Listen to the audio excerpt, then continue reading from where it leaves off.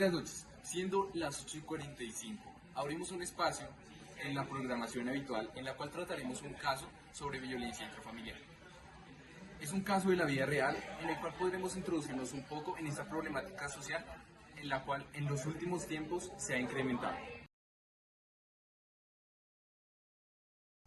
En el año 2014, un 13 de septiembre, a las 8 de la mañana, Claudia Patricia Moya era agredida físicamente por su expareja.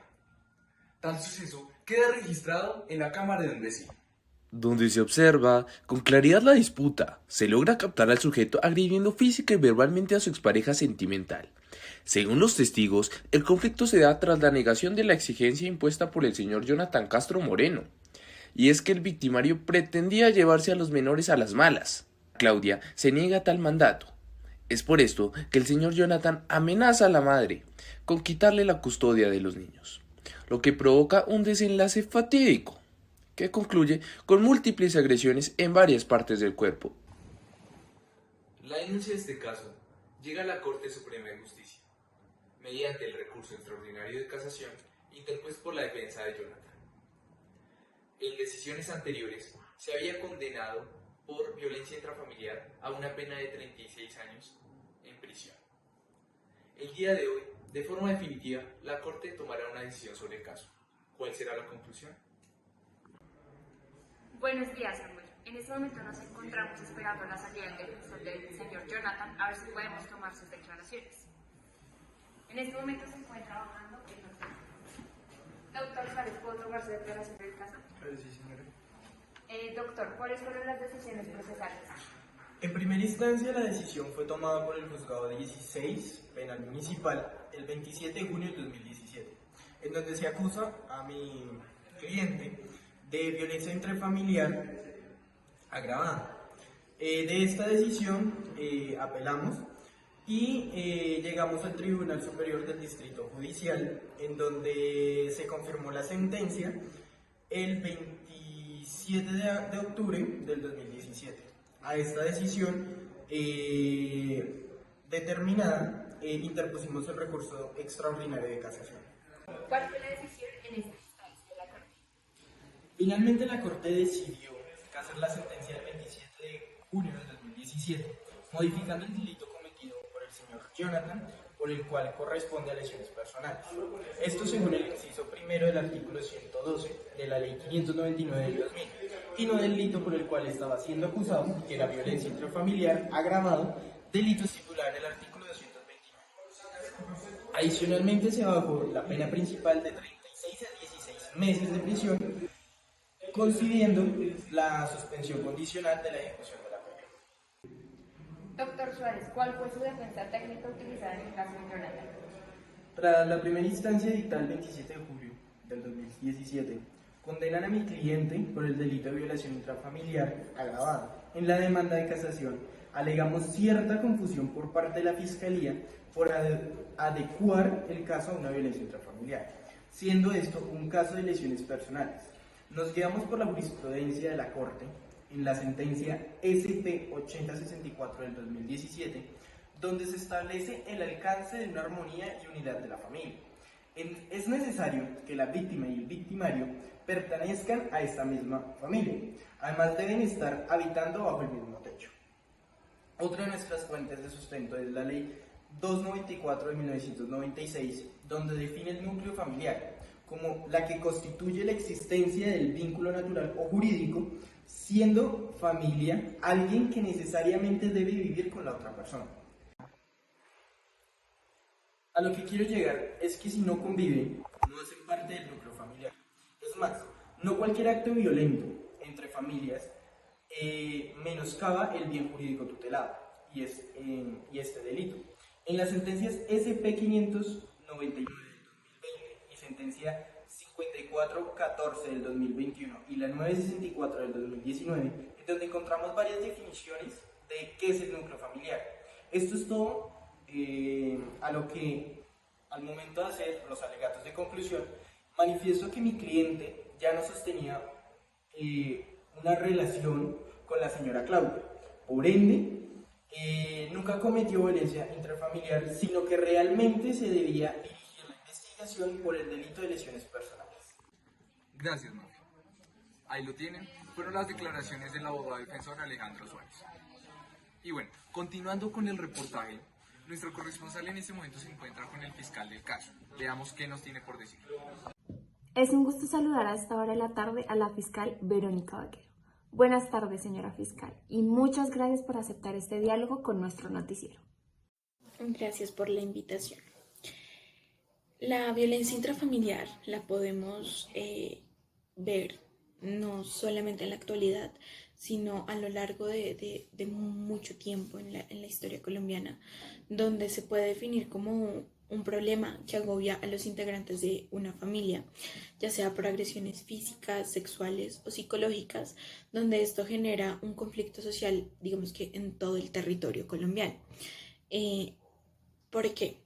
Lo que hace esta problemática es formar la violencia como un modelo de aprendizaje para las nuevas generaciones. Cabe resaltar que ha sido un conflicto muy marcado y que es necesario la intervención del Estado para acabar con esta situación. Aquí en nuestro país, en Colombia, se ha analizado este concepto desde diferentes puntos. La doctrina, la jurisprudencia ha sido bastante amplia y hay muchas sentencias que lo confirman. Pero me voy a permitir citar la definición que da el Instituto de Medicina Legal, en la cual me parece muy acertada, la cual dice: la violencia intrafamiliar es un problema multicausal que se asocia con varios factores sociales, individuales, políticos y comunitarios. Entre los factores individuales se incluyen el sexo, edad, otros factores biológicos y fisiológicos, nivel socioeconómico, situación laboral, nivel de educación, uso de alcohol o drogas y haber sufrido o presenciado maltrato físico en la niñez. Este concepto, digamos que es el más adecuado y acertado a la realidad que vivimos hoy en día, donde se entrelazan las distintas circunstancias que dan origen a la violencia dentro de las familias. Ya en un concepto, digamos, más jurídico, el tipo de violencia intrafamiliar, tipo penal, se encuentra en nuestro artículo 229 del Código Penal, donde vemos reflejado el sujeto activo, el sujeto pasivo y un verbo rector. La Corte Suprema de Justicia, la Corte Suprema de Justicia, pues en su sala penal en sede de casación, desprende distintos elementos que nos permite interpretar este tipo penal a fondo. Empezando por el sujeto activo, tenemos que es determinado, digamos que la norma es bastante clara en establecer el que al inicio del tipo penal, refiriendo a cualquier miembro del núcleo familiar, inclusive a los que en algún momento hicieron parte de él. Digamos que esto fue modificado en el año 2019. En este aspecto, digamos que la jurisprudencia ha desarrollado diferentes teorías que identifican el sujeto activo, que deben ser evaluadas de manera previa, tanto por el ente investigador al calificar como la situación fáctica para acusar, y también es una tarea del juez al momento de tomar la decisión de fondo. En toda esta situación, digamos que opera el principio de congruencia, ya que consiste en determinar la relación familiar que existe tanto en el sujeto activo como en el sujeto pasivo.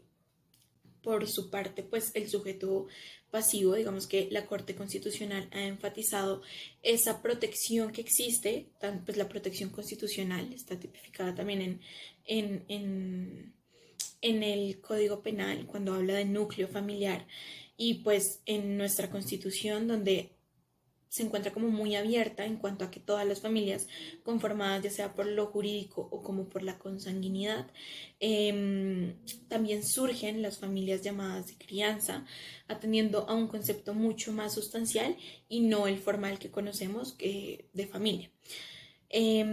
Aquí existen y los legisladores han determinado ciertos factores que permiten reconocer este vínculo, como lo son la convivencia continua, el afecto, el auxilio, el respeto mutuo.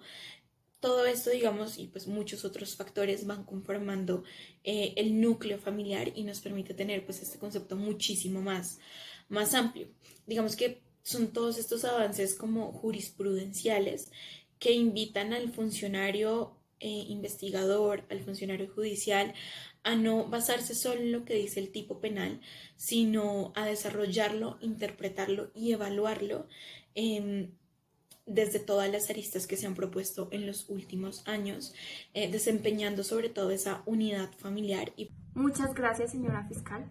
Ahora, teniendo en cuenta el concepto jurídico de convivencia que da la Corte Suprema de Justicia en la sentencia SL del 29 de noviembre del 2011, la cual reitera en la sentencia SL 4549 y en la sentencia 3861, donde se dice que se requiere una efectiva comunidad de vida construida por una real convivencia de la pareja, basada en los lazos de afecto y un ánimo de brindar sostén y asistencia recíproca.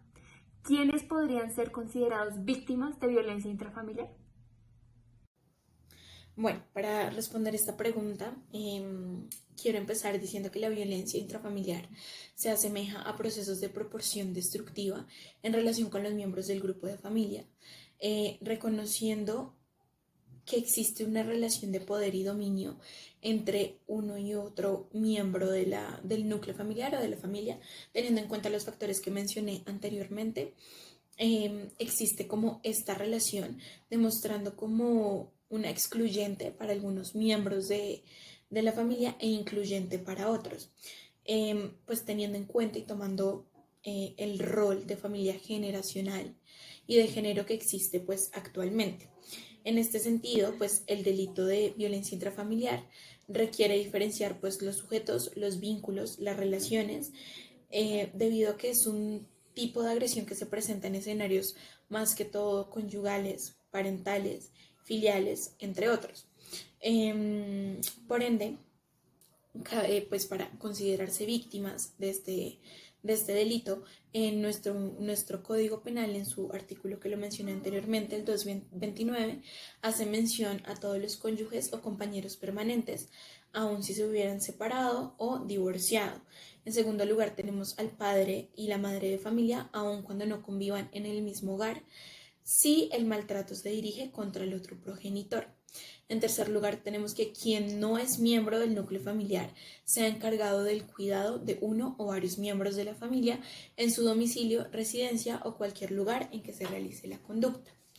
Por último, todas las personas con las que se sostiene o se haya sostenido relaciones extramatrimoniales de carácter permanente que se caractericen por una clara e inequívoca vocación de estabilidad. Aquí quiero aclarar que la Ley 1959 del 2019, que también la mencioné anteriormente, modifica y adiciona varios artículos ampliando los sujetos que pueden considerarse víctimas de esta conducta.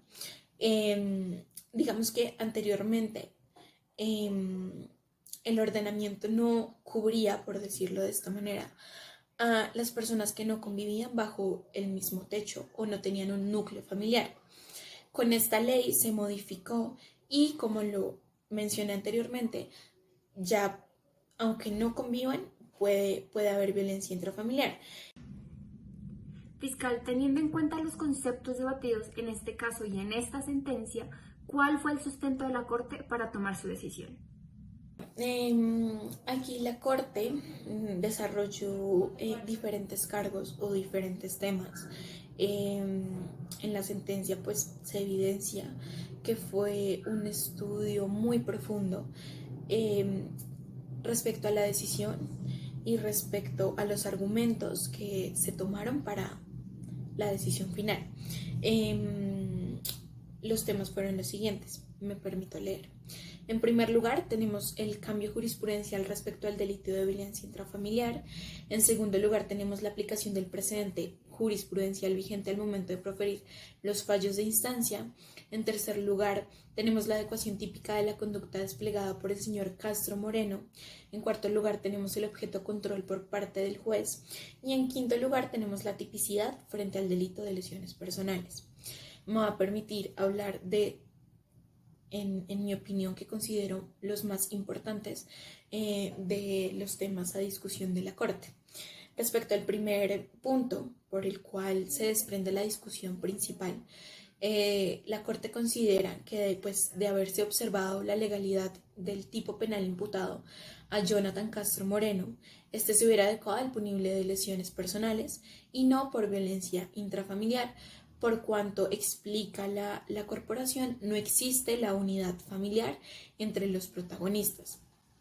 La Corte lo que dice acá y aclara que la convivencia resulta ser indispensable para la configuración de la conducta típica contenida en el punible de violencia intrafamiliar en el Código Penal, sin la cual no puede hablarse de núcleo familiar, del cual el tipo penal hace mención, lo cual no puede ser superado ni siquiera con la existencia de un descendiente común, que es lo que sucede en este caso. El otro cargo que considera importante, el cual analiza la Corte, y es que en lo personal genera un poco de controversia, se trata de la adecuación típica del tipo penal en el caso del señor Moreno. Digamos que acá se puede concluir que los reproches planteados por el casacionista son acertados, dice la Corte, en cuanto expone haberse seguido la línea jurisprudencial enmarcada por ella.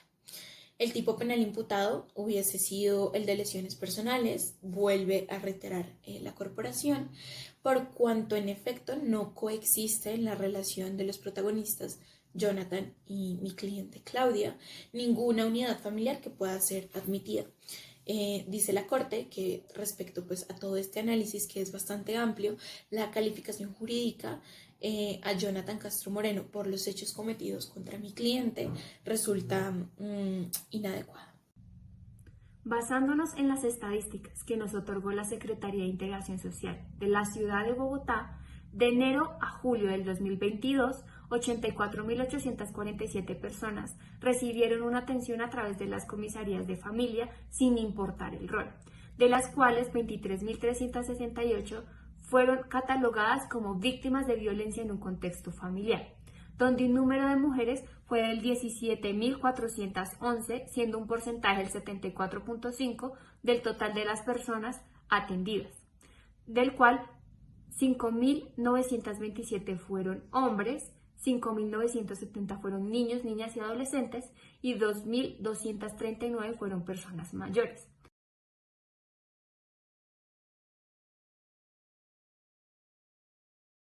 La violencia intrafamiliar es un problema de no callar.